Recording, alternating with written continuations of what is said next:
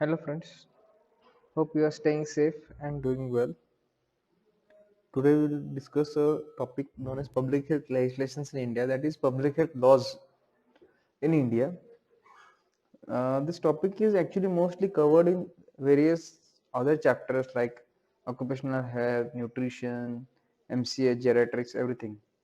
Here, we are just compiling them to get better understanding, and we will discuss some legislations in details, which comes for a short note or important for you for your exams and understanding. And this will be a very short lecture, so we'll start.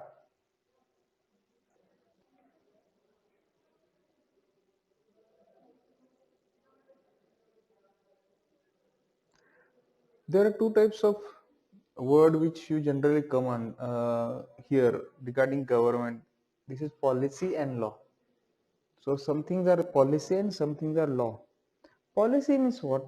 Policy means nothing but a roadmap by a government to achieve something. So suppose government's policy is regarding 0% corona deaths or COVID deaths. So how will they will achieve it? What facilities they will provide? What they will do? So all these things will come under policies. Law is different thing. Law means it is a passed by parliament or state assembly, and it has to be forcefully enacted. So a person not adhering to the law may have to face the legal repercussions. So it may be from fine to even jail time or even more, whatever it regarding what law that person has broken.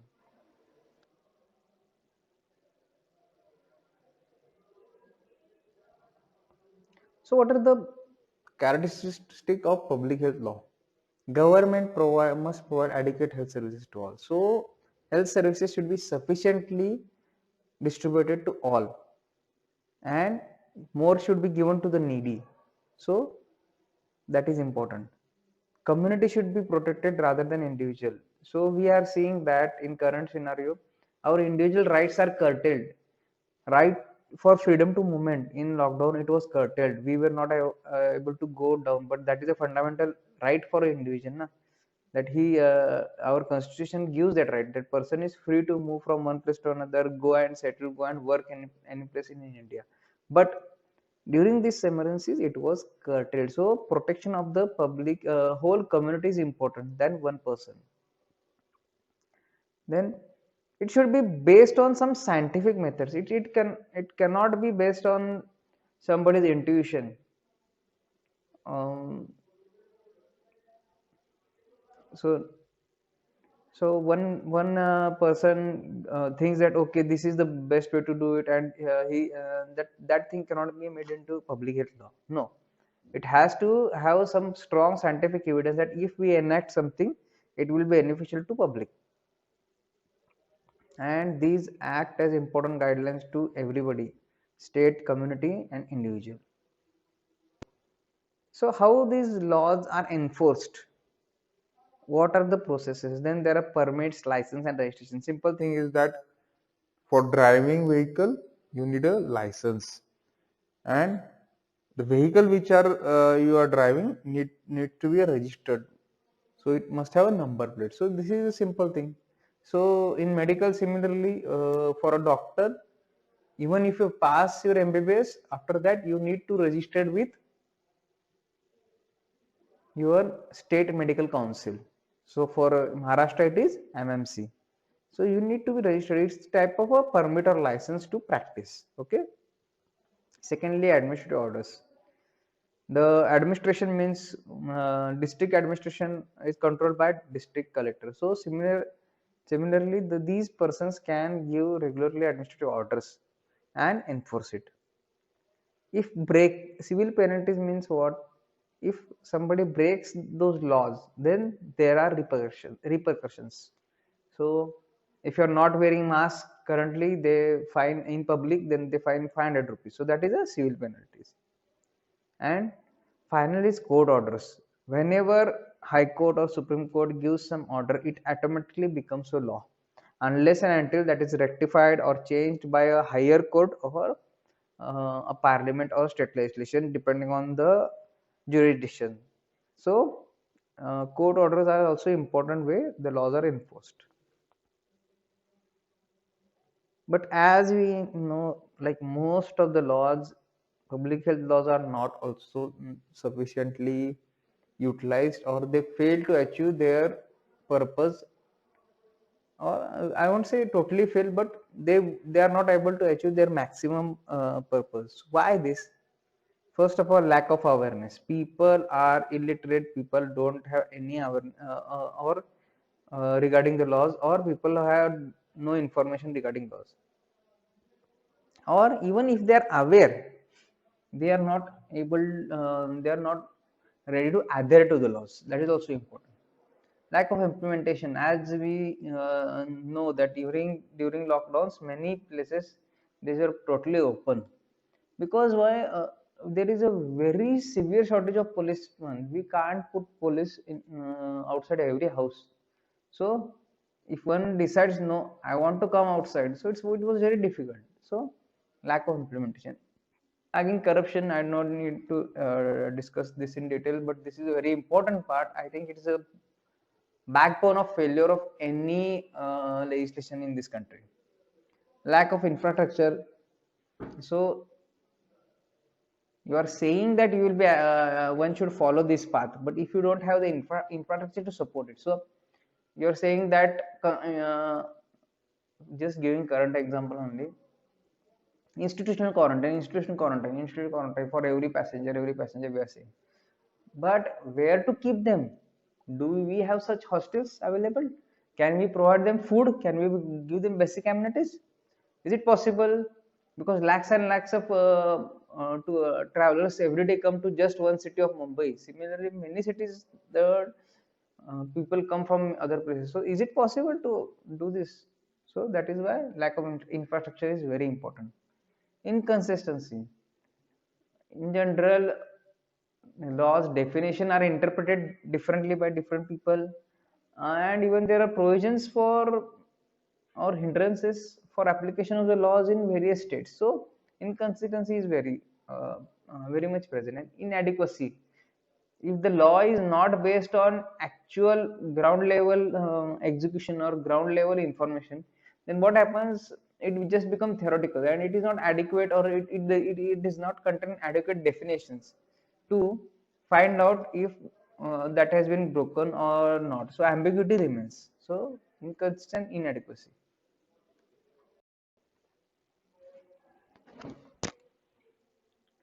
To overcome these all problems and hurdles, government has initiated National Legal Literacy Mission in 2005. So we have seen various programs, and this is a program regarding national legal literacy. So people should know about various important laws. This is not related to only public health, but public health laws are also part of this mission. So it's a big, we can say, cafeteria approach. Whatever people want to understand, know, or what is important to them, that has to be given. So this program seeks to sensitize, create awareness among the people. Okay, this is done to via mass media or other types of media to help and make people understand regarding the law. Now what I have done, I have grouped certain laws regarding their areas of use in public health. So this can be very useful to understand what are those and what are the groups and what laws comes under it. So laws in relation to epidemic control. So what are these laws? So these are few important. There are many more, but I have just noted or listed here few importance.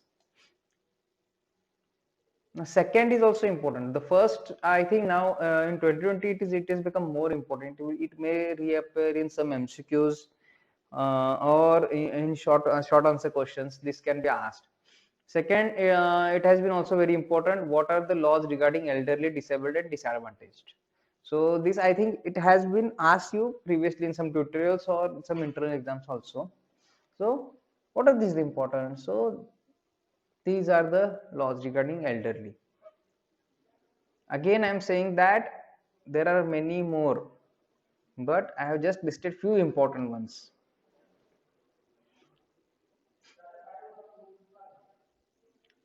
So when considering this topic of public health legislation, these are the most important. These have been repeatedly asked for various exams under various headings, and these are also repeatedly asked for various vivas. Out of that, ESI, Employee State Insurance Act, you have to learn by heart. Then Factories Act is the second important thing here.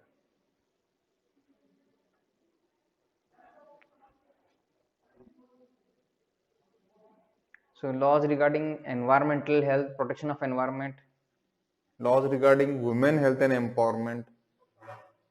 So these are listed. You can pause the video and read the laws.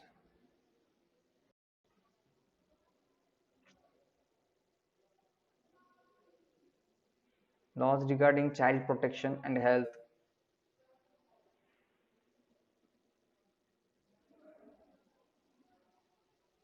The first one is very important, PCP&DT. It has been asked many multiple times, and in practice also. If you become gynecologist, if you become a radiologist, or anyone where relevant to this, you have to undergo this training of this. So this is very important, PCP&DT Act. Okay.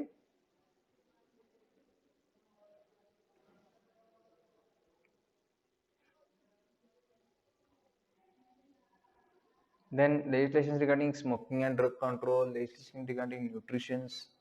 So what I have done, I have just given you the information.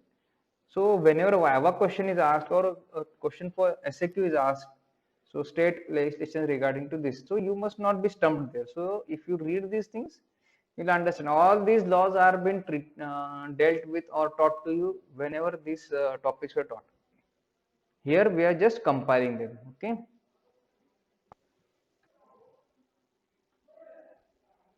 Now we'll discuss in brief some important public health legislations that can come as a short note or as a part of a long answer question.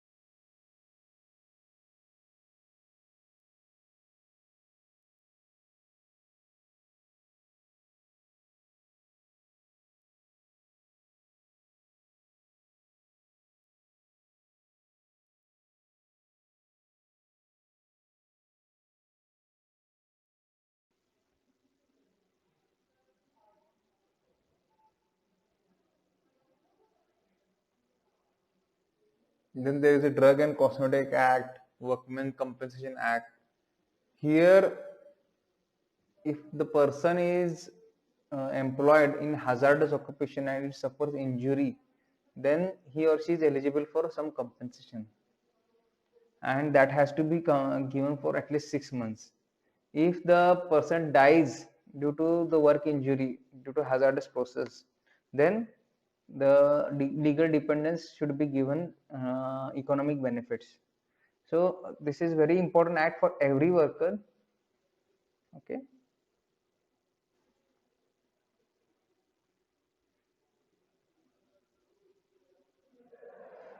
Then Water Pollution Control and Prevention and Control Act 1974.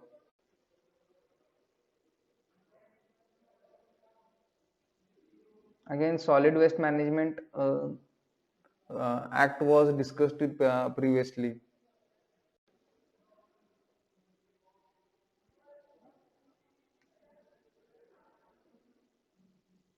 Now it is Food Safety and Standards Act of 2006, or F. By this act, government has formed a authority or centralized institute known as Food Safety and Standards Authority of India, FSSAI. It comes under Ministry of Health and Family Welfare. If you have seen any packed food, so maybe it your chips, your Maggies, or anything, even your chocolates. For on everywhere there is a this logo which has been shown in the picture, FSSAI, with the license number. So any manufacturer or distributor of food, even the what we can say the small tapriwalas which sell tea or samosa and everything, they also must be certified by FSSAI. So this is a very important act. Prevention of Food Adulteration Act was previously enacted law regarding these things, but now it has been replaced by FSSA, Food Safety and Standards Act of 2006. Now, what are the functions of Food Safety and Standards Authority of India? Framing and enforcing food standards. You must have heard the Maggie fiasco, where lead was found to be higher percentage than minimal acceptable level. So one thing I want to make sure, it's impossible to remove all impurities, all toxins, and every harmful matter from your food. It doesn't work like that. If the such criteria are enforced, then um, it will be impossible to feed all the people, impossible to reach all the people. So by scientifically studying what are the risk and what are the tolerable amount, safety and standards for every food can be mentioned. So maybe a packet of noodles, how much lead is allowed? So manufacturer has to adhere by it, and that packet of noodles by any manufacturer, it must contain lead less than required what is prescribed. So minimum level are mentioned. So who mentions or who frames this main? It is done by Food Safety and Standards Authority of India. Regulate the manufacturing, storage, distribution, sale and import of food. So how the food is manufactured, how it is stored, how it comes to consumer, how it is sold, how it is imported, everything regarding food, that has been regulated, and it has to follow the rules and regulations of the FSSAI. Manpower training for safe handling of food.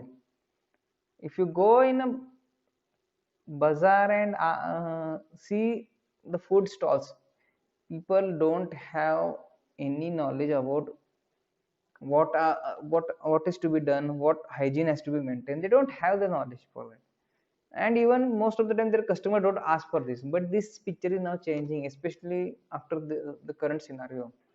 So manpower needs to be trained. People want this knowledge of how to safe and maintain safety and efficacy during handling of food.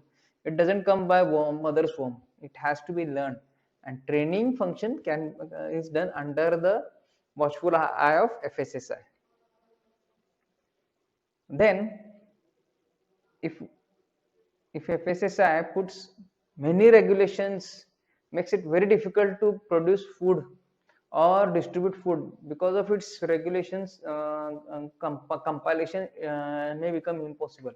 Then what will happen? There will be a shortage of food, but this we can't accept, na? So that is why FSSI had to balance between safety and availability.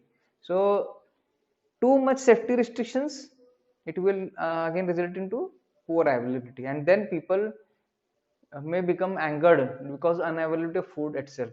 So that is why ensuring safety and availability, predicting for the future, so they have to make into consideration, okay, our country needs this much metric ton of wheat daily. So after the wheat production season is over, they must calculate and store that much food, accounting for wastages and everything, so that in non-production months, the there should be a sufficient availability. Then regularly on state basis, district basis, they have put public health laboratories. These laboratories are trained and accredited by FSSI, because if there is only one central laboratory available of SSI in Delhi, then every adulteration, every difficulty, or everything that has to be done, tested for safety, that has to be sent to Delhi. So instead of that, they have prepared regional laboratories and trained and accredited how this laboratory should work, has been decided by FSSI. Again, advising and supporting government regarding the matters of food safety. They have to be prepared for upcoming risks. So suppose there is outbreak of brucellosis, so they have to be prepared for widespread outbreak of brucellosis. So then milk production and milk supply is hampered. So all these things they have to consider. Emerging risk they have to cover. Then suppose in some area of India there has been outbreak, and that outbreak could has a capacity to spread all over country. Then what has to be done? Immediate action has to be taken, immediate alerts has to be given to all to states and other parties involved, and these methods should be used to contain the disease. So that is why rapid alert system is required,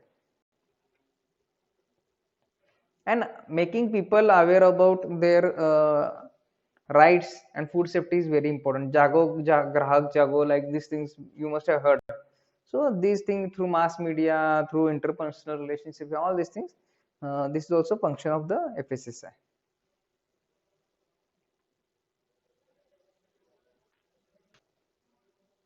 Now this is also question, this generally comes as a part of a long question regarding geriatric health group.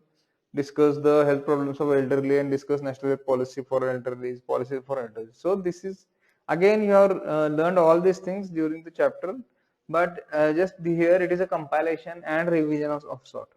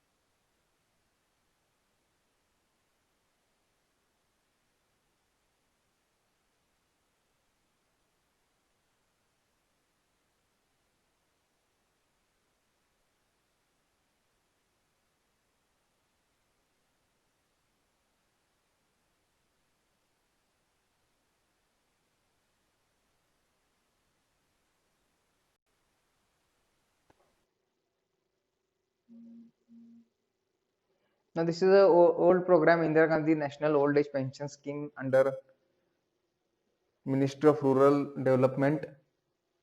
Here, those who are poor, aged, widow, disabled, okay, all these people above years of 60 age of given some pension that is revised from time to time. Then there is also Varisht Pension Bima Yojana. It has been launched through the LIC. Then newcomer in this is Pradhan Mantri Vaya Vandana Yojana. Pradhan Mantri Vaya Vandana Yojana, PMVVY. It has been launched and implemented through LIC from 2017. So here, if people invest some amount for at least 10 years, then they get a assured monthly pension with 8% of interest rate assured. So this is as good as any pension scheme, but here important thing is that there is assurance of 8% interest. In many schemes there is no assurance, so based on the company's performance and all this, your returns may vary. So it is you must have heard that investments are subjected to market risk, so there are many risks like this, but here at least 8% investment return is guaranteed. Then there is a national program of healthcare for elderly. So geriatric healthcare is been given important focus with availability right from the grassroots level, from sub-center level to district hospitals. So everywhere there certain helps is given. So you must remember a pyramid. So at the base is sub-centers where aids and appliances are given, certain drugs are given, provided if they are prescribed by specialists. At primary healthcare, there is a weekly geriatric clinic. Community health center, there is a weekly clinic with specialists available. And at district hospital, there are special geriatric wards are present, which covers most of the geriatric illnesses. Okay. So here we complete this very short topic. If you have any difficulties, mostly this topic is important for compilation of legislations under one heading. So the question can come as enlist the laws regarding nutrition. So you have to give 4 laws. And some important topics are FSSI is one important topic, then ESI is very important. ESI are not covered here because it has been dealt with in detail previously. ESI is very important topic. Or MTP Act is also important topic. So PCP NDT. So these acts are some topics are very important. These can come as a short note or a long question also. And for your attendance, we will provide some quiz which we have to solve, a simple quiz, and that will help in the marking of your attendance. Thank you.